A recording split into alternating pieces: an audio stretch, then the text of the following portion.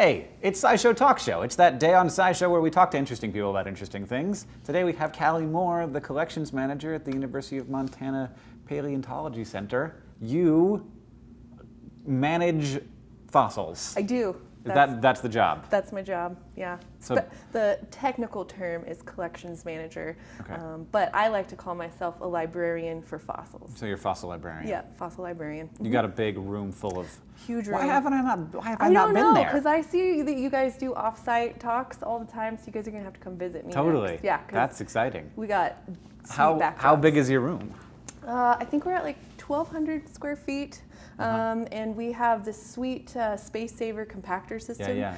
So we have like the thing, you like do this? No, it's electronic. We just push a button. We're fancy. Well, our rocks weigh a lot, and so to have it geared with one of the little crank handles, you'd have to like spin it really, really fast, and it wouldn't move. So how many specimens do you have? So we don't know yet. I mean, that's one of your jobs. I feel One of my like jobs is to figure out how many specimens we have. Yes, but I estimate about 40,000 specimens probably. Okay. We have about 30,000 on the database right now, and I know there's quite a few that have never been entered into the database. So, do you want us to help get you some volunteers to help with that? everybody, come volunteer for me wherever you are. Come curate some fossils. There's viewers in Missoula. I know. They should come. I hope they do. I would 'cause love to do that. Sounds like a real nice kind of cathartic task. It is. It's a little tedious. You Yeah. get to sit down, I assign you a drawer, and you pull it open, you take a little fossil out, Type in numbers. type make in sure numbers, it's not in there. yep, and then take a picture of it, but it's easy with that. We just use an iPad to take pictures, and then you upload everything and good to go. So you work at the university. Yeah. And how did you get that cool job? It was pretty awesome, actually. I was in my undergraduate back at Emporia State University in Kansas, and I was in a class called Geowriting and Geoliterature. So it's just kind of a class to help you write more scientifically, especially within the geosciences. And half of the class was to do mock application processes. So just find a job you're remotely interested in, and let's build a resume, cover letter, that sort of thing. So my instructor hands out Earth magazines, and I get a relatively recent one, and I flip to the back, and I'm looking through there, and I find the job announcement for. So you applied for this job as an assignment? And so I raise my hand, and I'm like, I want that job. I want this job. Like I like want it. And he was like, well, when is the application due? And then I think this is September of 2007 or something. And it was due October of 2007. And he was like, well, are you ready to eat, sleep, and breathe, your resume? And I was like, yep, let's do this. And so got this huge packet of look how awesome I am and put it in the mail. And I didn't hear anything back for, I think, 2 months or more. So I was like, oh, I'm not going to get it, And then I got a phone interview. Radio silence. And then I got a call, I think like 2 weeks before my last finals of my undergraduate career, and was like, oh, can you come up? Oh yeah, and the only week we have for you to come up for a formal interview is your finals week. Yay! So I smashed all my finals into 2 days, Thursday and Friday of my finals week, and I come out here from Monday to Wednesday and have my interview. It was whirlwind. I talked to everybody on campus, it felt like, and then I'm sitting at a computer in the library finishing up my senior thesis, and I get the official phone call. Wow. And they're like, oh, and by the way, we need you here in like 4 weeks before the spring semester starts, so you get to move to Montana in January. And yeah, I mean, but you got a job right out of undergrad. I know, and then the Great Recession hit, and I had a job, and it was amazing. Right, so, 2007. Yeah. So I got here, actually this Saturday is my 8-year anniversary in Missoula. So, well, congratulations. Yay, I've been here.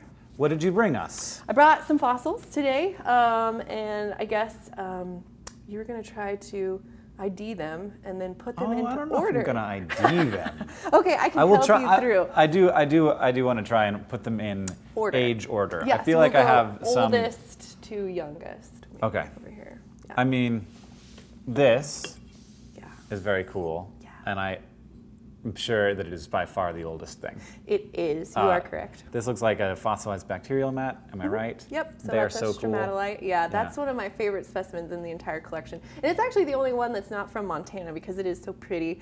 I wanted to bring one. Okay. So it's called a stromatolite banded iron formation. It's from Minnesota. And do you have any guesses of how old it is? Oh gosh, no. It's anywhere from 1.5 to 2.5 billion years old. So with a B, that's Yeah. So 2,000 I was right that that's the million years oldest old. thing. Yeah. I'm going to go ahead and say that this is the second oldest thing just because it's a fish. It is fish. And fish are older than this looks like a land animal and this looks like a land animal. Very good. So Detective skills. Okay. Yeah, so this guy is a coelacanth, which is really... I thought that I was going to say Yes, you it. I should have just said it. I was embarrassed to say it. No, it is. And this is from the Bear Paw Shale from central Montana. It's about 318 million years old. And there's not a whole lot of fossils of coelacanths out there. And this locality in particular has, I don't know, like 10 different species of coelacanths. Yeah. So it's a really neat locality. And the preservation on these specimens is just amazing. I mean, it looks like the coelacanths that we still have. Yeah, it's only just like much tiny. smaller. Yeah, exactly. So our largest coelacanth from this time is only about maybe 1.5 feet long. So back in these days, they were much smaller, and they lived more in shallow water instead of like the deeper water where they live today. So interesting. I'm going to go with this as our next oldest thing because I don't know what it is. Oh, I was wrong. It's wrong. It's not the I'm next wrong. oldest one. So this piece of some kind of antler. Close. It's not an antler? No, it's actually a horn core. It's a pronghorn horn okay. core. So this little guy is from the Miocene here in Montana. I brought a little cheat sheet because I can't remember everything. I try. Okay, so this is the thing that so horns are keratinous. Yeah, They grow on top of. And pronghorns are weird all across the board. And This is little too. It's a little Did guy, pronghorns yeah. used to be smaller, or was this a baby? They were smaller back. Oh. So this guy is from the Miocene, so about 25 mil, give or take. Okay. Few mil. I was going to guess that this was actually a dinosaur bone. No, it's not a dinosaur bone. Because it's big, and I have no idea. Okay, I have no idea what is a big megafauna mammal? Is it a mastodon? It's a mammoth. And that is a mammoth toe bone. Just one Oh single my God! I never metacarpal. would have got there. Yeah, it's... I was like, what is it? Like it's got sort of like ball and socket looking thing on this side, but it's got so many, because of course feet have so many different, like they touch so many different bones. Exactly, yeah. And I was like, where would in your body So that is something this the- big touch so many things? metacarpal 5, left metacarpal, left metacarpal. So tell me which, is this the thing that have the nail on it? No, it would be a little bit farther back. Okay, so in the So middle. it would be like right here. Okay. Probably. Yeah. So it's like mammoth. that's the pinky toe of a mammoth?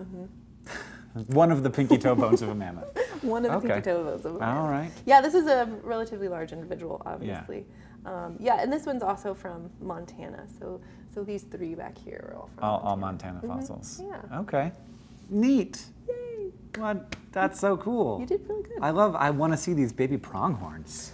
Cute. I know, and this is actually, we don't have a whole lot of antler or horn core in the collection, and so this is one of our rare specimens, and I actually hope to 3D scan this and 3D print it out. We're going to try to make some kind of a traveling trunk with a bunch of fossils from Montana in it that can go out to Missoula County schools and things like that.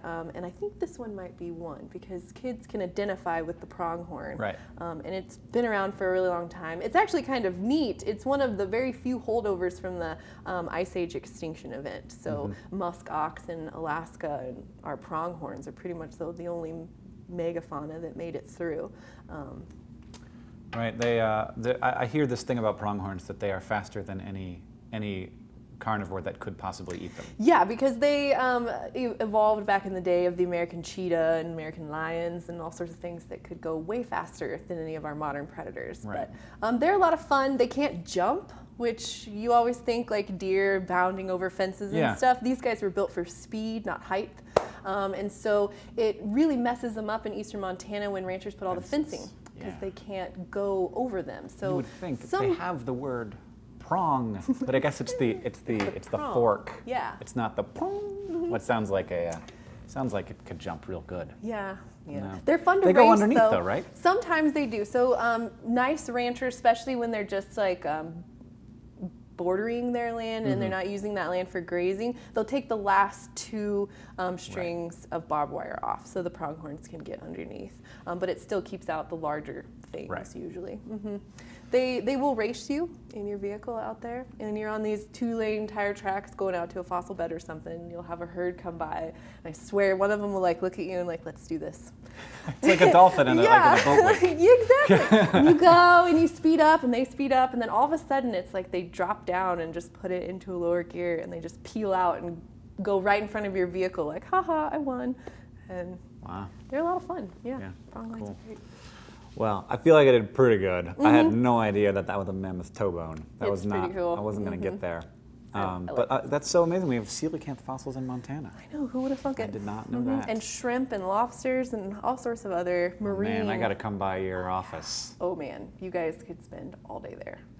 Because we have 192 cases, and I believe 150 of them are full. So what's your day-to-day like? What do you do in there? I have so many jobs. I'm officially a collections manager, but I'm also in charge of all of our education outreach. I supervise all the volunteers. So most of the time, let's see, right now, what am I working on? I'm trying to get all of our type publications figured out. So I've got a really good list of type publications. So a type publication is when a researcher goes out and they collect something and then they write a paper on it, and it's figured in the publication. So it becomes a type. And so when I got here, we only had about 30 known type papers, and I've almost increased that to about 300 type papers. I'm a Google Scholar master.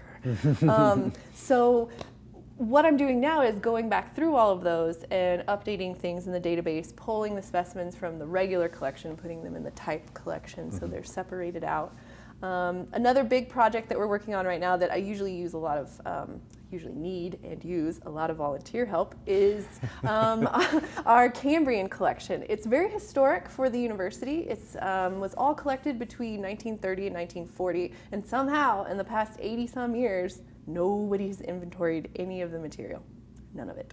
It's just been sitting, languishing away. You don't know what it is. And it's, I mean, it's Cambrian, have... so it's like trilobite or inarticulate yeah. brachiopod. Like that's all you get so it's kind of easy in that sense.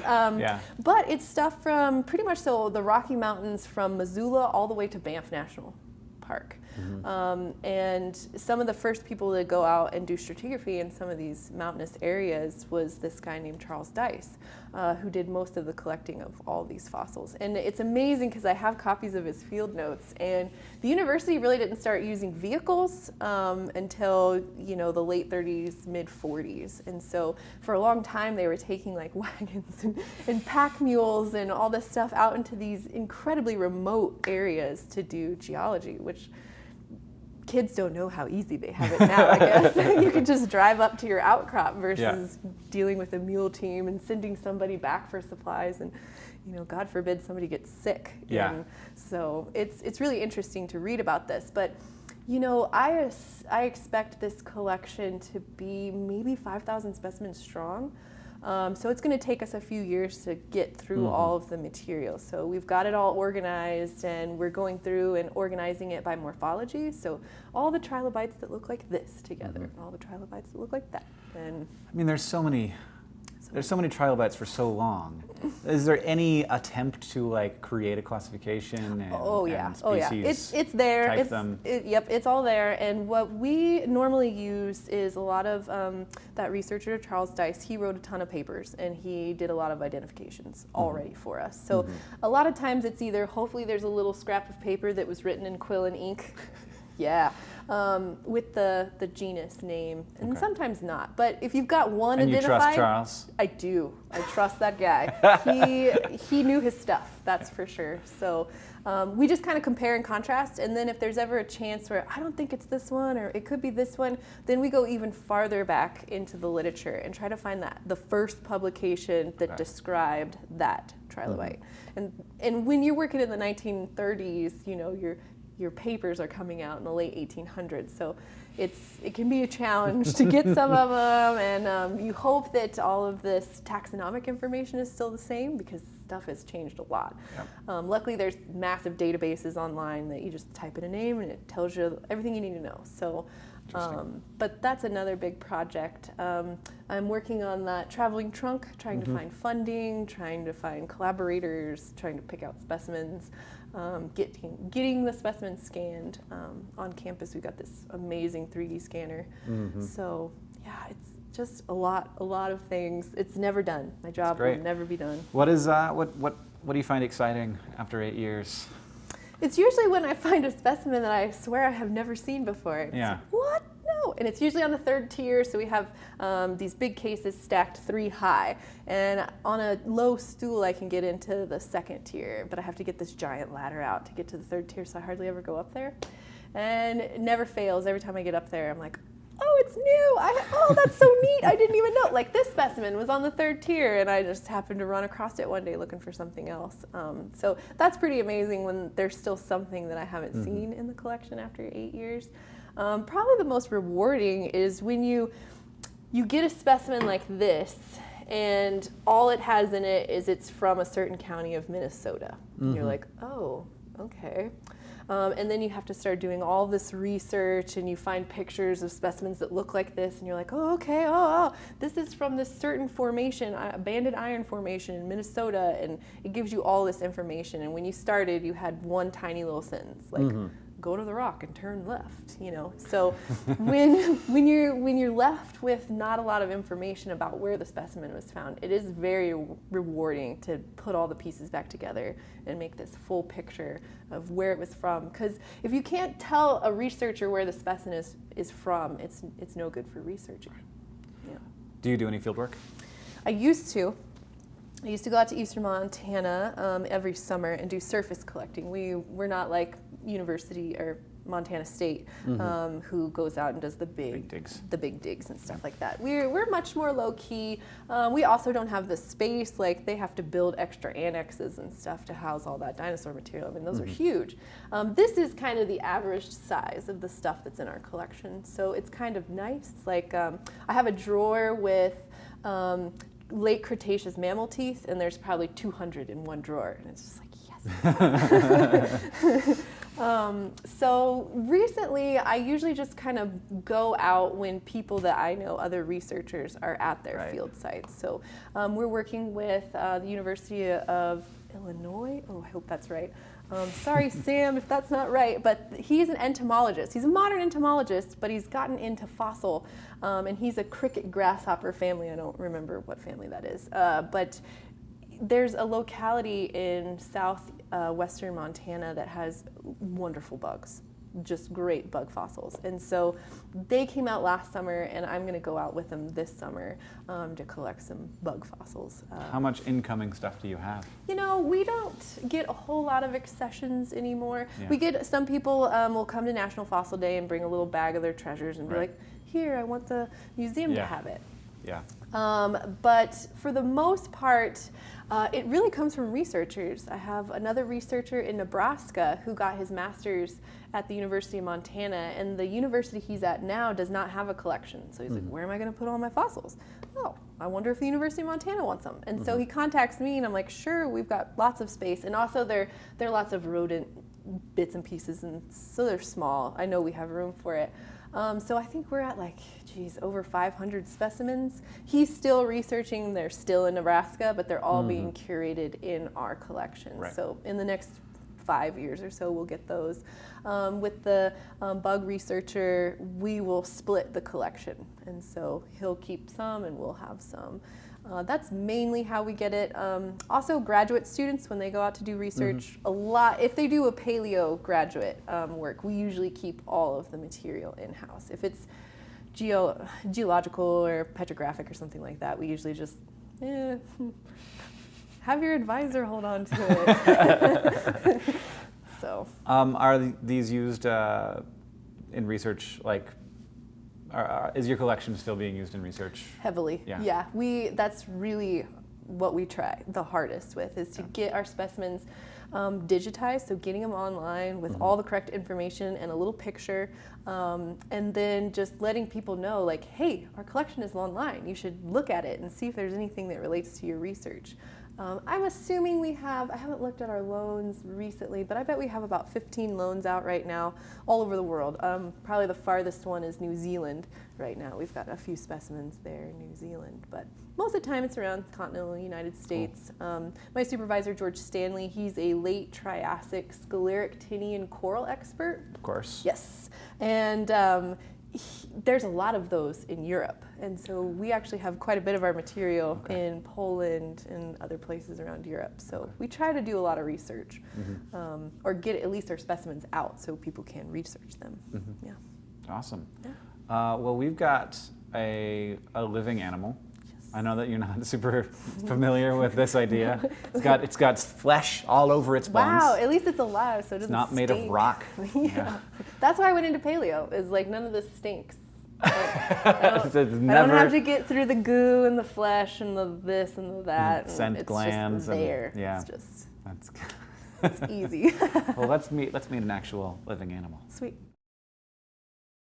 Hello. Hi. What's this?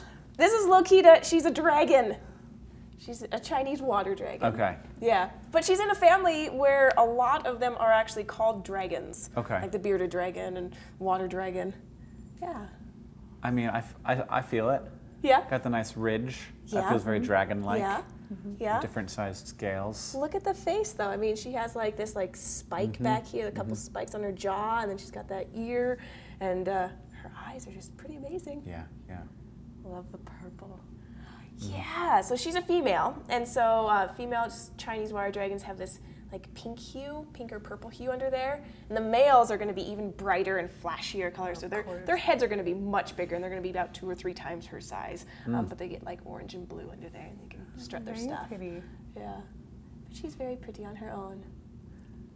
Yeah. Do you know anything about the lineage of these? A little bit. I had to do some research on them so I could find something comparable, but they're kind of in the umbrella of iguanas. Yeah. Yeah, but they're not quite iguanas, and they're more closely related to chameleons, right? Because of their teeth. Their teeth, yeah. Their teeth are on the outside, and it's hard to see because their scales cover it up. But their teeth are on the outside of their jaw instead of on the inside of their jaw, and so they have just a little bit different bite than an iguana. Yeah. So did you bring? did. You bring something that is I did. maybe her ancestor from way back when? Ancestor, yeah. We're all so related. I brought this tiny little jaw, and it is an iguana jaw from Madison County, Montana. It's about 20 to 23 million years old. I didn't know that we had iguanas in America. Yeah, totally. Do we now? Yeah, we still have. Do we have iguanas still? I mean, in the Americas, certainly. They're down in South America, but Yeah. I don't know if they're in North America. Are there some maybe? I mean, I'm sure there's some loose in Florida. Oh yeah. Yeah. But I don't know any Exotic. of a native North American Species. species. Guy. So that would go. That's. Do Yeah. you know Yeah. if it's bottom or top? No, I don't know. So these were all collected by mammal researchers. So that's kind of the problem I had with our collection, is that during the time when all this material was collected, it was all mammal researchers. They were going out to find the little rodent jaws and everything, Yeah. but rodent jaws are tiny, just like lizard jaws. So Yeah. they collected a lot of this lizard material, but they just labeled lizard. That's all I got. Sure. And this one was Sure they don't luckily labeled iguanid, so it's some type of iguana. Okay. And I tried really hard, and I compared this guy's teeth to all of the little lizard jaws that we have, and they get way smaller. Yeah. And nope, we didn't have any of Of that the- type. Okay. Yep. But this one is close for the iguana teeth. Yeah. Well, the How iguanas. old? I mean, they're. 20 to 23 million years old. Yeah, I'm pretty sure Madison. It is Fossils hard. are It is so hard to cool. imagine seeing this on the ground and being like, "That's not a rock." Well, these are And that's not a really rodent. collected, like you just go out and be like, oh, here's this fossil. This is usually collected where you take bags and bags of sediment to the lab, and then you screen them out, and then you're left with the bottom screen, and you sit there and go, rock, tooth, rock, tooth, under a microscope. Usually this would have been a little easier to see, but some of the other lizard jaws that we have are about a millimeter. and it's a fragment, Right. but the teeth are like a half a millimeter on these tiny little jaws. So that would have definitely been at the very bottom of the screen. I do not envy the poor grad student and/or undergrad that had to sit there and sort out all that material. But I'm just imagining, 25 million years ago, lizard, an iguanid, running around and using those to eat and do its thing and pass on its genes to it looks like a fairly large lizard. current animals. yeah, That's kind of substantial. Yeah. yeah, it would have been a little bigger than her. Yeah. Definitely. Like the size of an iguana, maybe. Like an actual Yeah. normal iguanas that we all think about, good old Galapagos style. Yeah, right. Just good old pet store style. Yeah, pet store iguanas. What do you think? Lokita's just kind of zoning out right now. That's probably the best thing to do. Looking up at the fancy lights over there. Yeah, I love your scales. I know. Do you want to try and hold her? Do you want to see? She has these neat legs, and those legs are going to help her do a couple of things. She's like, oh, I need my branch. So these guys, they live up in the trees, and they're called water dragons because they like to live over a body of water. And so when they are basking in the sun and something spooks them, they will run and launch themselves off their branch and just kind of do this belly flop, and it's really cool. I hope we can get this this image. If she feels like she's falling through the air, she's going to stick her legs out and try and catch herself. So she'll belly flop into the water, and then she'll dive down. They can hold her breath for about 20 minutes. And they'll dive down. And they'll use their tail to propel themselves forward as far away from that scary thing as possible. And then they'll come up later. But then these feet come in really handy as they're trying to get back up into the trees because they're arboreal up in the trees. The huge long toes are easily grip onto the branches of the tree and get them up there. But they do this really neat thing. These guys they're pretty fast for lizards, and they live in these watery areas. And if they get going fast enough and the water isn't too deep and short enough, so I'm thinking like little streams or little ponds or swampy areas, they can run on water. So they're like a basilisk. Really cool. So Going fast enough. you can do that. You're pretty heavy to be able to run on water. Those little toes splay out. Yep, Get that yep. water tension. Those back legs get really So far they're and they look awkward. pretty when good you do this. swimmers then? They are really good swimmers. Yeah, they'll tuck their legs in and they'll just, Use do like a little Oh, crocodile. okay. Yeah. But if something does try and come up behind him, she's really chill. She's just a super calm. Look at this giant tail. I know. That is used as defense. Yeah, is that a little bit of a whip? Yeah, she'll whip you. She'll try and get you. It'll leave a nice welt because it gets pretty hard at the end there. Yeah, it And is. It's almost. you've It got feels some like. good muscle back here. Yeah, total. Like almost inorganic back here. It feels like plastic or like a twig. Like a twig. Yeah. So she was on. You've met her before, and she was on before. Do you remember the really cool thing that she has on top of her head? I learned this as I was doing research. Super cool. I love it. I love talking about it. And I forgot. And you guys might remember this. So let Hank know if you remember. Is it like a light sensor? Like It a is. shade sensor for like something's coming over? It is. Ah, Good so job. it was still in So it's like part of the pineal gland, and that it senses light and dark, and so it's going to do two things for her. It's going to make sure that she can stay warm enough, and it's going to like trigger her instincts to be like, I need to be warmer. Let's move into the sun. But it also does when she takes a nap. Yep, she'll close her little eye, and then shadow goes by, and that's what will wake her up, and she'll just dive off her little branch, and so she has three eyes. She has a third eye on top of her head. That's very cool. There's quite a few reptiles that have that, but hers you can actually see it, yeah. see it. Yeah. Oh yeah. Look at that. Yeah. It's like a sunlight into the brain. Sunroof. It's like a little sunroof. Are you taking a nap on this side? Yeah, it's super chill. Here you go. It's so cold outside. Do you want to hold? What do you think? Sure. Yeah. We'll wake you up. Stick your little finger between her feet. She'll hold on to you. Oh, so cool. She goes. Hi. Now you're awake, huh? We moved. What is that about? Getting all warm on this knot rock. I bet we're nice. Super soft rock. I put a mealworm down to feed her, and the mealworm's gone now. Uh-oh. Uh-oh. I'll get another one. We'll find it. Yeah. Oh man, that mealworm, it knows what I life wanted to is. see if she wanted to eat. Are you I hungry? want that. Put your foot on my finger. Can you even Don't see you it? always want a mealworm? She usually does, but she could be kind of chilly. It is too the middle of cold. January. I'm too cold for food. My belly's full too. Oh yeah, you've had Not a my lot. belly. I'm talking for her. Mm-hmm, mm-hmm. You're breathing. She's like, no, I'm just gonna chill. That's all right. That's all right. Pretty girl. Wow.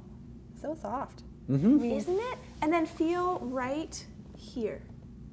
Was that a good spot? Do you like that spot? Oh, it's even softer. It's super soft. It's like when you find that like the cat right behind their ear and that super soft fur right there, or like between bunny ears here. Hank, feel this.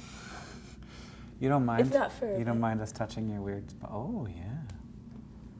I feel a little bit like that was improper. Like we don't know each other that well. Mind. She didn't mind. Look, she's even like, yeah, that's all right. Yeah, yeah. Now, if you touched her spikes, she'd get upset. Weird hip bones. Yeah, sticking they out. protrude a bit like that. Yeah, it always makes me think that she's underweight, and you can see her ribs a little bit, but she's not. She is plenty junk. She's got a little belly there. But yeah, it's like skin has just been stretched over their skeletal structure there. So she sheds? She does, and her tail she sheds in pieces, and so it's like she'll shed like her top of her head, and then she'll shed one side of her body, and then it'll be just like her haunches, her thighs, and then it'll be her tail, and her tail is getting ready to shed right now, so it's a little bit darker color. But I want to see if she'll do her thing where she thinks she's falling. Oh. Isn't that cool? That was super cool. She's got her the first time. She's like, I know. She's like, no. I'm just gonna hold on. She's like, I know what you're doing. I know your tricks. That was great. Yeah. Ah! I would too. I would too. Good girl, Lokita. What do you think? You want to see your ancestor right there? Don't eat it. They're all your ancestors, really. Oh, sweet. I don't think I've ever had a live animal touch one of my fossils. Is this inappropriate? Oh, no. I mean, Yeah, check that out. Put that on iStock photo. You gotta get it's just like no worse than anybody's finger oils. if anybody wants, somebody's got to want a picture of a Chinese water dragon on a mammoth toe. Yeah, I can imagine that's a common Google A image dragon search. and mammoth Yeah. toe, of course. Yeah. Of course. Put that on your brochure. What do you think? Give me my branch. Now I'm good. Oh, I love how she perches though. She's just so comfortable in the trees that that's what she does. yeah, happy on the hand. Good girl, Lokita. Oh, that's a big eyelid you got. Second eyelid there, like the The nictating one. membrane, yeah. Let's Ugh. see if will she open it? Did she close it at all? She did close it for just a second. Oh, weird. Good girl, Lokita. So, if she were to fossilize, Yeah. would these little dermacytes, is that what they're called? Little scale, like the little scales, because it's thicker than is the thicker. regular. And I know with fossil crocodiles, those scutes that cover like right underneath the skin Yeah. fossilized. And actually, an articulated alligator fossil is probably one of the coolest things I've ever seen.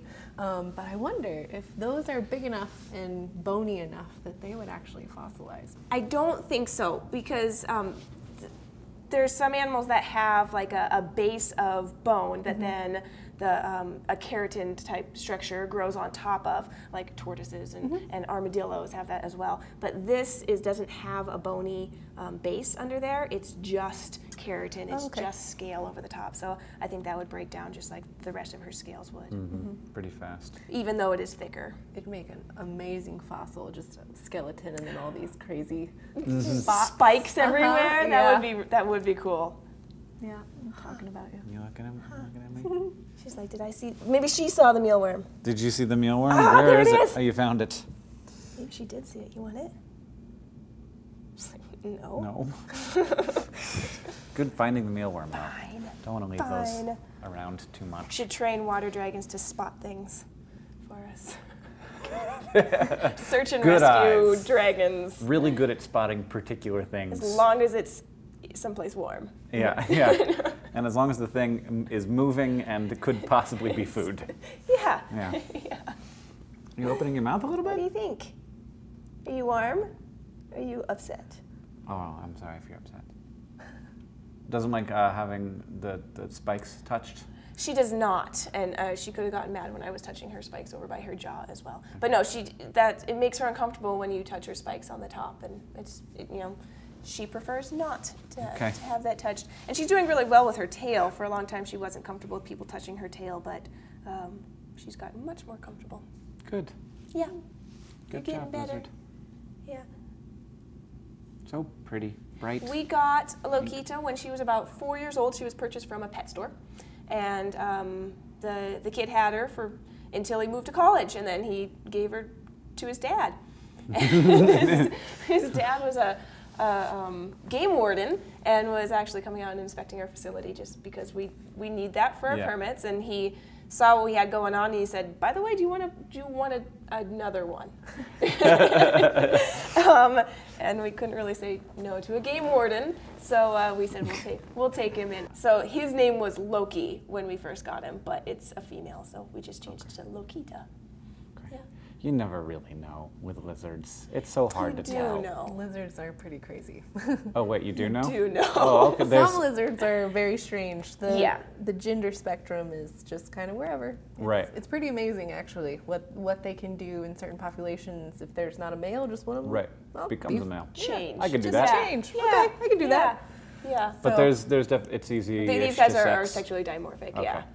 So the males Right. are going to be much bigger and have that Right, different okay. coloration underneath there and huge crests. And Okay. I mean, when you look at it, you'll be like, that's a Right. dragon. So it's the face, not the genitalia. Yeah, that you Which can look- tell the difference. Well, the cloacas are very similar on the outside. Yeah. Yeah. Yeah. Well, thanks for showing off. Thanks for bringing Lokita on the show. Callie, thank you for sharing Thanks for having some of me. your This collection is here, some of your great. 40,000 things. Yes, and then maybe next time we can Yeah, I'd have love to see. you I'd over love to. at the I'd love to come visit. UMPC. Absolutely. Yeah. If people want to know more about what you do, do you guys have a website? There's a website, so let's see, it's hs.umt.edu/paleo. Okay. And we just got a new website, so it's tablet friendly. You don't realize how awesome it is until you don't have one that's tablet friendly. Yeah. So it changes sizes and all this amazing Oh, things. good. So. But yeah, and people can, do basic searches and see what we have. Some things have images and some things don't. If there's a researcher out there that I completely identified something wrong and wants to correct me, feel free. That's how things work. Yeah. So, definitely check out the website. We do tours by appointment only. I give tours. We have display cases on the first and third floor of the Clapp building on campus. And the first floor walks through time, so you kind of start with the Precambrian, you end in the middle Cenozoic, and then on the third floor we have 2 full mounts of Ice Age megafauna. So, Awesome. yeah.